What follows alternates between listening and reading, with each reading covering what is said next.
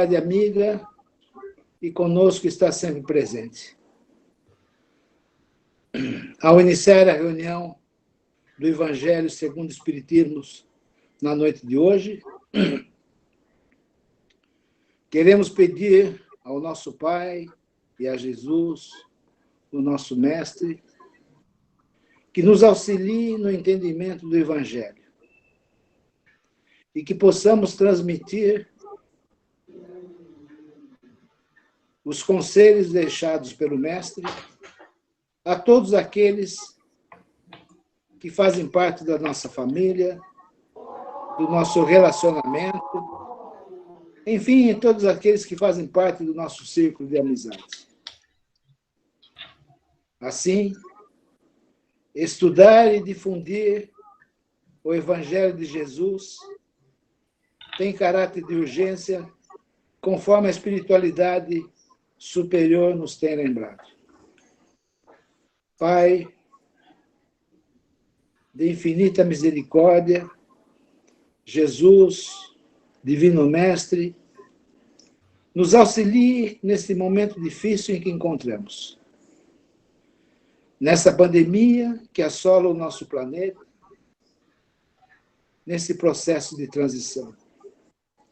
Sabemos, meu Pai, que para passarmos de planeta de expiação e de provas para o planeta de regeneração, faz-se necessário esse remédio amargo para curar as nossas feridas e as enfermidades da nossa alma. Dá-nos força, meu Pai, para atravessarmos esta onda nesse momento tão necessário e importante para modificar o homem e o nosso planeta. Que Deus e Jesus nos auxiliem e nos ajudem na nossa caminhada. Graças a Deus, graças a Jesus. Que assim seja. Graças a Deus e graças a Jesus. Muito obrigada, Pai. Que linda a prece. As filhas não podem chorar, hein?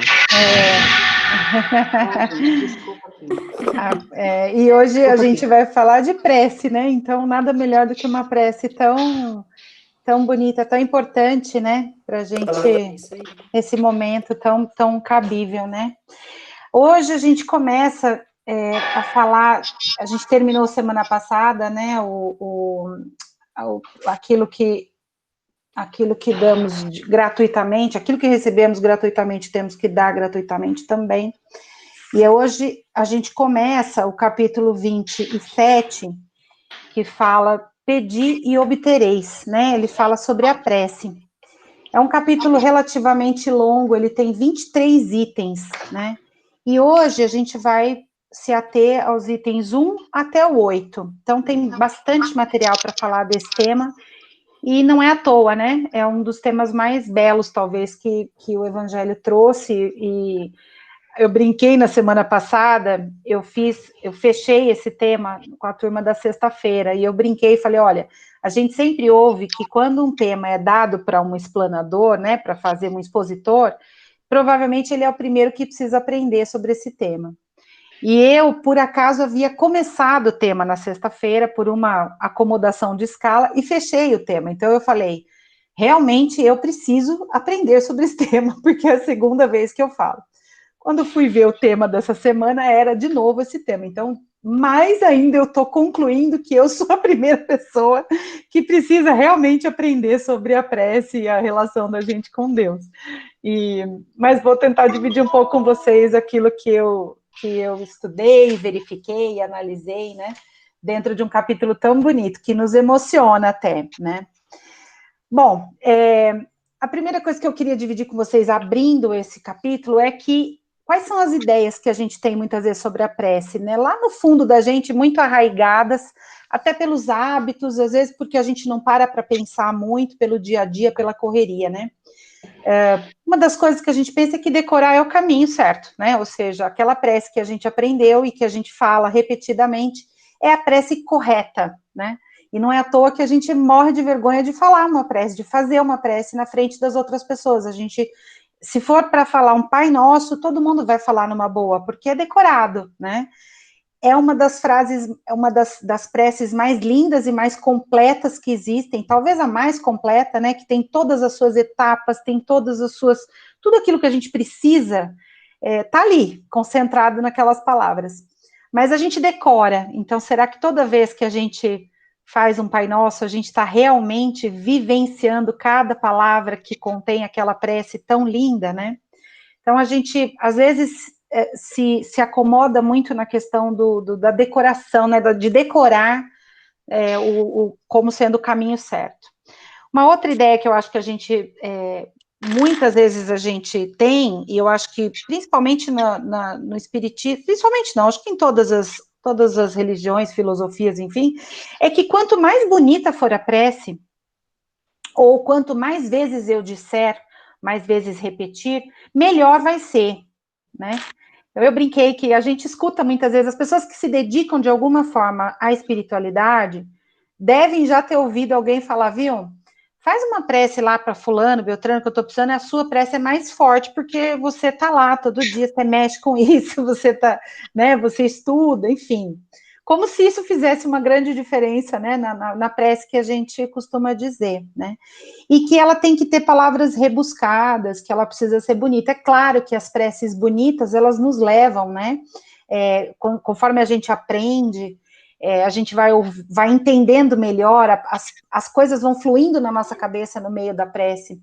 Mas não é isso que faz a diferença, não é isso que torna uma prece mais eficaz, mais eficiente, com mais qualidade do que outra, né? E a gente também acha que, portanto, se a gente é mais religioso, a nossa prece vai chegar mais rápido, né, até Deus, né? E a verdade, isso tudo é a ideia que a gente tem, que outras pessoas colocaram na nossa cabeça, que a gente se acostumou e que durante o dia a gente até esquece, tornando até o momento da prece, às vezes, um momento de obrigação, né? Não, eu tenho que levantar, fazer minha prece, porque senão... E aí isso pesa. Quando pesa, você quer fazer isso mais rápido, ou quer fazer logo decorado, ou, enfim, desvirtua, né, aquele momento. Eu gostaria de dividir com vocês a minha percepção de prece. Prece é relacionamento com Deus, né?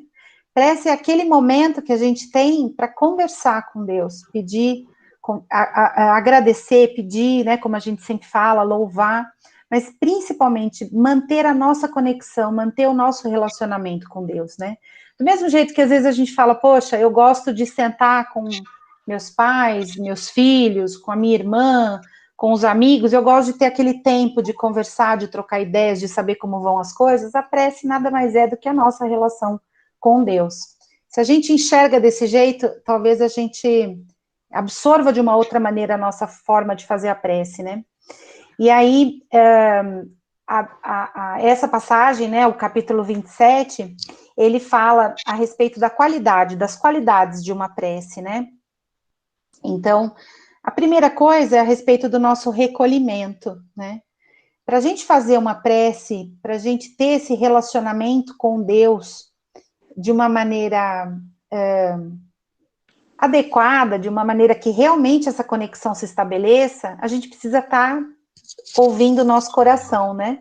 Por isso a gente está em silêncio, por isso a gente gosta de estar no nosso quarto, no primeiro horário do dia, né? A espiritualidade nos ensina que o primeiro horário do dia, inclusive, por que fazer a prece no primeiro horário do dia? Primeiro, para você agradecer porque você está acordando mais um dia, né? Só por isso a gente já merece um agradecimento. Segundo, porque é o momento em que você acabou de se desligar do sono, que é aquele momento em que a gente acredita que a gente se desconecta, né? Não totalmente, mas se desconecta em parte do nosso corpo e tem a oportunidade de visitar os nossos amigos, ter contato com com o nosso guia protetor, com o nosso anjo da guarda, com os bons espíritos que vêm nos intuir, vêm nos ajudar. Então é um momento sublime, mas que a gente não se lembra, mas que existe e que, portanto, a gente deve agradecer, né? É o momento em que a gente acaba de reativar a nossa condição de encarnados na sua plenitude. Então, é o melhor momento para a gente se conectar, para a gente ter esse relacionamento. E é o momento em que a gente ainda está em recolhimento, ainda está em concentração. Mas o mais importante é que a gente tenha sinceridade nas palavras que a gente está dizendo e que a gente as diga com a intenção, né? A gente falou bastante sobre isso quando a gente estudou uma etapa do Livro dos Espíritos que falava sobre a prece. Vocês se lembram? Foi esse ano, quando a gente falou da lei de adoração. Tem um capítulo no Livro dos Espíritos, a partir do 658, se eu não me engano, que fala só a respeito da prece, o quanto que ela é agradável a Deus, vocês se lembram? E aí ele fala que Deus não é tocado pelas palavras, ele é tocado pelo sentimento, vale a intenção daquilo que a gente traz nas nossas palavras. Portanto, a qualidade da prece é aquela que nos permite conversar sinceramente, trazendo as nossas intenções mais reais diante de Deus na nossa conversa. É nesse momento que os bons espíritos, a gente deve direcionar isso a Deus, porque é Deus que tem todos os poderes, é a inteligência maior, suprema e tudo mais. E é a partir daí que os bons espíritos vão se aproximar também e vão procurar nos ajudar, nos intuir dentro daquilo que a gente precisa, né? E aí, esse item traz aquela parábola do fariseu e do publicano, em que o fariseu, ele, estando em pé, é assim que diz o Evangelho, orava assim consigo mesmo: meu Deus, eu vos rendo graças, porque não sou como os outros homens, que são ladrões, injustos e adúlteros, nem mesmo como esse publicano. Jejuo 2 vezes por semana e dou o dízimo de tudo que possuo. O publicano, fazendo também sua prece, de forma diferente, ele se manteve distante, não ousava sequer erguer os olhos ao céu, mas batia no peito dizendo: meu Deus, tende piedade de mim, que sou um pecador.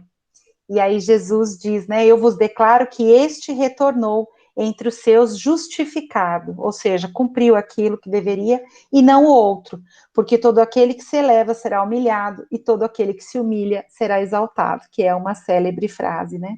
Então esse se eleva será humilhado e quem se humilha será exaltado, nada mais é do que aquele que reconhece a sua condição de inferioridade, né, de limitação, que é a nossa condição humana nesse planeta, nesse momento, nessa encarnação, ele realmente pede com fervor, com fé, com sinceridade, ajuda, né, para enfrentar tudo que vem pela frente.